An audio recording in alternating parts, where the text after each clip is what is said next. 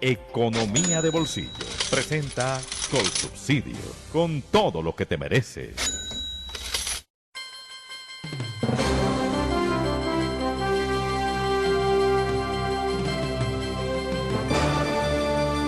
Doctor Álvaro Cámara, muy buenos días. Buenos días, doctor Fernando. Bueno, doctor Cámara, ya sabemos cuál fue la caída del Producto Interno Bruto de Colombia, nos lo confirmó el DANE, 6.8%, la caída más grande en la historia, y eso que subió el sector agrícola y que tuvimos también algún descanso por el lado de la construcción. Pero una cifra catastrófica. ¿Y cómo ha empezado este año y cómo lo del año pasado va a gravitar sobre el presente? Pues el año 2021, doctor Fernando, arranca no bien, sin duda alguna. El deterioro que se vio en diciembre, después de una recuperación que venía sostenida hasta el mes de noviembre, yo creo que se acentuó en el mes de enero, producto de los cierres, producto de la incertidumbre que hubo sobre los hogares, producto de la incertidumbre que hubo en Colombia sobre en qué momento se iba a iniciar la vacunación, lo cual muy seguramente hizo que para enero se deterioraran las expectativas y la confianza de los consumidores y de los industriales. Si bien es cierto que para febrero se despeja un poco el camino y hay algunas cifras que muestran alguna recuperación, lo que es cierto es que muy seguramente el primer mes del año va a registrar, como no, muy seguramente nos lo confirmará el DANE, una contracción de la economía cercana al 6% versus el mismo enero del año pasado. Es decir, seguimos en la misma tendencia, una muy leve mejora contra la cifra total del año, pero sí volviéndonos a caer de los niveles de contracción del 2.4 que mostró diciembre a casi el doble en el mes de enero. Recordemos que las actividades comerciales, que de hecho explicaron cerca de 3 puntos porcentuales de la caída del 6.8 de 2020, estuvieron muy afectadas en el mes de enero. Los servicios, por el lado de los restaurantes igualmente, las industrias tuvieron también que cerrar unos días por los confinamientos y sobre todo la restricción que hubo en Bogotá, que aporta tanto al Producto Interno Bruto Nacional, pues de alguna manera confirma que eso fue así. Si uno mira adicionalmente las cifras de inversión extranjera directa, pues que tuvieron una caída muy importante en el mes de enero comparado con el año pasado, más otros indicadores de tráfico a centros comerciales y demás, pues eso básicamente ratifica que enero se perdió y que tenemos un inicio de año duro para recuperar parte de ese crecimiento que esperamos sea de alrededor del 5% para el 21. Lógicamente, cuando usted compara, doctor Fernando, que en el segundo trimestre del año la economía se hundió más de un 15% el año pasado, que en el tercer trimestre se hundió más de un 8%, pues este año vamos a recuperar eso y vamos a tener unos crecimientos absolutamente espectaculares, pero más por un tema de base estadística que porque logremos básicamente estar caminando a recuperar todo el golpe de la pandemia del 2020.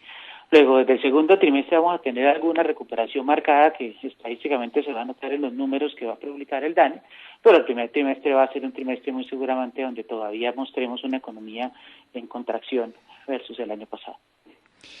Doctor Cámara, no habíamos comentado con usted esto antes,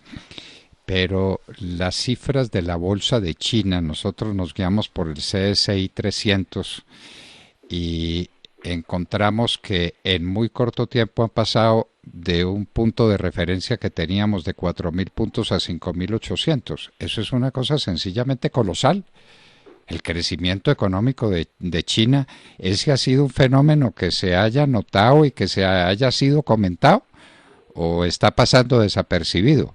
Las bolsas de China están creciendo a unas velocidades gigantescas y el patrimonio invertido en esas bolsas pues se ha aumentado prácticamente casi en un 50%, 45%. Sí, doctor Fernández, eso tiene que ver con la velocidad de la recuperación de China. Realmente yo creo que fue una de las muy pocas economías del mundo que logró hacer una recuperación en forma de V, es decir, con una caída muy pronunciada luego de haberse originado todo este tema del COVID-19, que pues todos sabemos que el origen estuvo allí, pero digamos que la recuperación de la economía fue notable y de hecho fue de las pocas economías que terminó en terreno positivo y que rápidamente cambió su rumbo, y eso de alguna forma pues explica en el repunte que tienen las acciones. De hecho, quienes por alguna razón de nuestro trabajo tenemos que ver con China,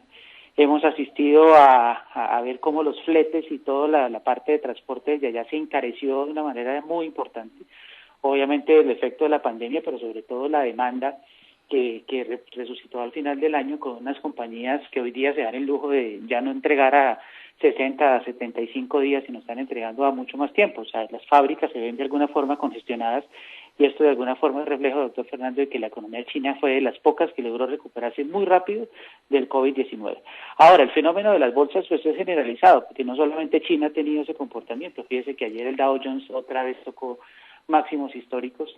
y las bolsas en general en el mundo pues siguen muy impulsadas, y esto básicamente pues tiene la gasolina en la política expansionista de los bancos centrales, que en medio de una incertidumbre sobre la velocidad de la recuperación, donde los proyectos productivos reales todavía no animan a la gente a invertir, pues mucha de esa liquidez básicamente va y busca refugio en activos financieros, construcción, valores en las bolsas de valores, que de alguna manera pues reciben toda esa capacidad que está teniendo la economía en términos de liquidez. Y a eso únale, doctor Fernando, que todas las ayudas impositivas que, por ejemplo, se desplegaron en los Estados Unidos, hicieron que el ingreso disponible de los hogares también creciera de manera importante. Si usted se repliega, se ajusta el cinturón, trata de ahorrar, pues esos ahorros también terminan buscando activos donde invertir, y muy seguramente eso ha sido la gasolina pues para que se dé este crecimiento. Sin desconocer, doctor Fernando, que pues lógico, la economía mundial va a rebotar en el 2021, hay que ver a qué velocidad se logra que la vacunación calme a los hogares y la gente vuelva a salir a las calles, el turismo se reactiva, etcétera, etcétera. Pero sí es cierto que vamos a asistir a un rebote importante después de la caída del 2020, y eso de alguna forma lo anticipan los mercados. Creo que eso también explica parte de la subida que pasa no solamente en China, sino en la mayoría de mercados del mundo en las bolsas de valores. Doctor Cámaro, ¿hay alguna expectativa y tiene alguna significación en las expectativas económicas en los Estados Unidos el plan de $1.900.000.000.000 que plantea y que parece que va a sacar adelante el presidente Biden para reactivar la economía? ¿Eso va a ser más dinero para que haya más inversión o no hay ninguna expectativa sobre ese particular? Puede que usted me diga, no, es que esa cifra no es significativa dentro de la economía de los Estados Unidos. No, es muy significativa y de hecho tiene mucha expectativa positiva alrededor del comportamiento de los mercados y de la expectativa sobre la recuperación americana. De hecho, ha sido uno de los factores que ha venido ayudando a sostener el nivel de las bolsas en el inicio de año, desde que pues el presidente Biden fue confirmado. Genera mucho interés pues que los hogares vayan a contar con más liquidez y más capacidad de consumo. Como le digo, mucho de esto inicialmente se va o puede estar cediendo a soportar activos financieros o activos reales, y con el tiempo pues es posible que se devuelva también capacidad de generación de gasto, pero sin duda alguna, doctor Fernando, es muy importante y es un fenómeno que de no salir podría tener un impacto negativo en los mercados, pero pues todos sabemos que hay la voluntad y aparentemente pues el plan va hacia adelante sin mayores contratiempos. Obviamente esto se une al estímulo anterior que se dio en el gobierno anterior de cerca de $900.000.000.000. Luego es clarísimo que los hogares norteamericanos están recibiendo un flujo de dinero que les alivia la circunstancia y que les permite de alguna forma contribuir a la recuperación, pero sí es un fenómeno bien visto y que ha soportado en parte el incremento en los precios de las acciones, que de hecho ya empiezan a tener alarmas de parte de muchos indicadores, un indicador que sigue Warren Buffett, otros indicadores de sobrecompra, otros indicadores de sobrevaloración que aparentemente tienen las compañías, que solamente se van a disipar esas dudas sobre si las bolsas están muy altas y las acciones están muy caras, en la medida que las empresas definitivamente empiecen a generar utilidades y mejores generaciones de flujo de caja. Ese $1.900.000.000.000, teóricamente, pues, si llegan a las personas de menos ingresos en los Estados Unidos, tiene lo que llamaríamos una propensión marginal al consumo total. Eso no es para que la gente ahorre, sino para que salga a gastar en sus necesidades inmediatas, ¿no es cierto? Sin duda, pero acuérdese que eso depende de la confianza. Usted está propenso a gastar marginalmente en la medida que su confianza de no perder el empleo o de ver crecer la economía pues se vaya fortaleciendo. Pues es un fenómeno que puede que la liquidez llegue antes y, como le digo, soporte más capacidad de ahorro en principio o más ingreso disponible, que se va materializando en más capacidad de consumo en la medida que la gente definitivamente empiece a sentir y a pensar que estamos dejando atrás la pandemia pues tan crítica para el mundo del año pasado. Doctor Álvaro Cámaro, muchísimas gracias por esta espléndida lección de economía. Muchas gracias. Gracias, doctor Fernando. Bueno, queridos amigos, estos son fenómenos importantísimos. Lo de la no se ha examinado en ninguna parte. He visto yo que aquí en Colombia se discute el tema de China, cuyas bolsas de valores crecieron en valor patrimonial más del 45% en cortos meses. Eso es una locura. En miles de millones de dólares, eso es una locura. Eso no se ha examinado, y el impacto que tendrá el plan Biden, que está dispuesto a sacarlo contra viento y marea, inclusive contra la oposición republicana, va a tener un consumo mucho mayor en los Estados Unidos, lo que puede sostener las bolsas muy bien en ese país y desde luego arrastrando lo que arrastra Wall Street, la economía del mundo. Estábamos hablando de indicadores económicos y una breve lección de economía que les dábamos a ustedes gracias a Colsubsidio.